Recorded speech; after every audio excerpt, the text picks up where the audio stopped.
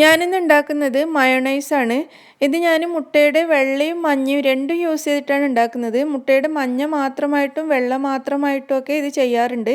ഞാനിത് ഉണ്ടാക്കുന്നത് എങ്ങനെയാണെന്ന് കാണിക്കാം.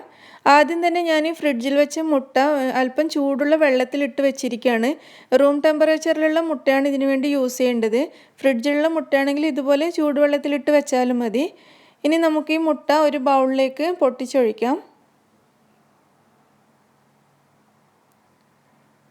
ഇനി ഇത് നന്നായിട്ട് ബീറ്റ് ചെയ്തെടുക്കാം. നന്നായിട്ട് പതഞ്ഞ് പൊങ്ങി വരുന്നത് വരെ നല്ല ഹൈ സ്പീഡിൽ ഇത് ബീറ്റ് ചെയ്തെടുക്കാം. ഇതിൽ ഈ മുട്ടയുടെ മഞ്ഞയും കൂടി ചേർക്കുന്നത് കൊണ്ട് തന്നെ മിക്സിയുടെ ജാറിൽ ഇത് ചെയ്യാൻ പറ്റില്ല. ഞാൻ കുറേ പ്രാവശ്യം ട്രൈ ചെയ്ത് നോക്കിയിട്ടുണ്ട്. ഇത് കട്ടിയായിട്ട് കിട്ടലേ ഇല്ല.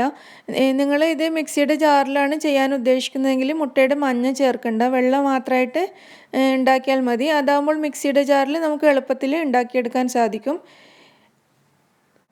മുട്ടയുടെ മഞ്ഞ ഒഴിവാക്കിയിട്ട് ഇതേ റെസിപ്പി വെച്ചിട്ട് തന്നെ നിങ്ങൾക്ക് ചെയ്യാവുന്നതാണ്.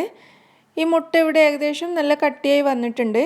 ഈ സമയത്ത് നമുക്കിതിലേക്ക് മറ്റുള്ള ഇൻഗ്രീഡിയൻസ് ചേർത്ത് കൊടുക്കാം. ഞാൻ ആദ്യം തന്നെ മസ്റ്റാർഡ് പേസ്റ്റാണ് ചേർക്കുന്നത്. ഈ മസ്റ്റാർഡ് പേസ്റ്റ് നിങ്ങളുടെ കയ്യിൽ ഇല്ലയെന്നുണ്ടെങ്കിൽ ഇതുപോലെ കടുക് മിക്സിയുടെ ജാറിലിട്ട് നന്നായിട്ടൊന്ന് പൊടിച്ചെടുത്തിട്ട് ഒരു 2 നുള്ളി ചേർത്താലും മതി.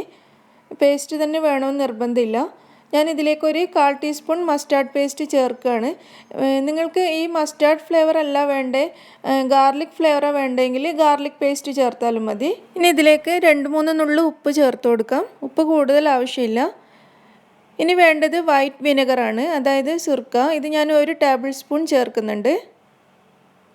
ഇതിലേക്ക് അല്പം കുരുമുളക് പൊടിയും കൂടി ചേർക്കാം. ഒരു 1/4 ടീസ്പൂൺ വരെ ചേർത്തിട്ടുണ്ട്. ഇനി ഇതെല്ലാം കൂടി നന്നായിട്ടൊന്ന് മിക്സ് ചെയ്തെടുക്കുക. ഞാൻ നേരത്തെ പറഞ്ഞതുപോലെ നിങ്ങൾക്ക് മസ്റ്റാർഡ് ഫ്ലേവർ വേണ്ടാന്നുണ്ടെങ്കിൽ അത് ഒഴിവാക്കാം. വെളുത്തുള്ളിയുടെയോ അല്ലെങ്കിൽ വേറെ ഏതെങ്കിലും ഫ്ലേവർ യൂസ് ചെയ്യാം. ഇനി ഇതിലേക്ക് 1/2 കപ്പ് സൺഫ്ലവർ ഓയിൽ ഞാൻ ചേർക്കുന്നുണ്ട്. ഒലീവ് ഓയിലോ കനോള ഓയിലോ ഏത് വേണമെങ്കിലും ചേർക്കാം. ഇത് പതുക്കെ ഇങ്ങനെ ഇടയിലിടയിലായിട്ട് ചേർത്ത് കൊടുക്കാം.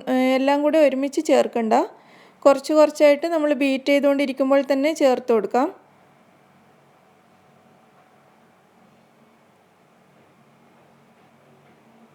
നമ്മൾ എഗ് വൈറ്റ് മാത്രം ഉപയോഗിച്ചിട്ട് മിക്സിയുടെ ജാറിൽ ഉണ്ടാക്കുകയാണെങ്കിൽ ഈ ഓയിൽ മുഴുവനായിട്ട് ഒരുമിച്ച് ചേർത്ത് കൊടുക്കാവുന്നതേ ഉള്ളൂ, കുഴപ്പമൊന്നുമില്ല.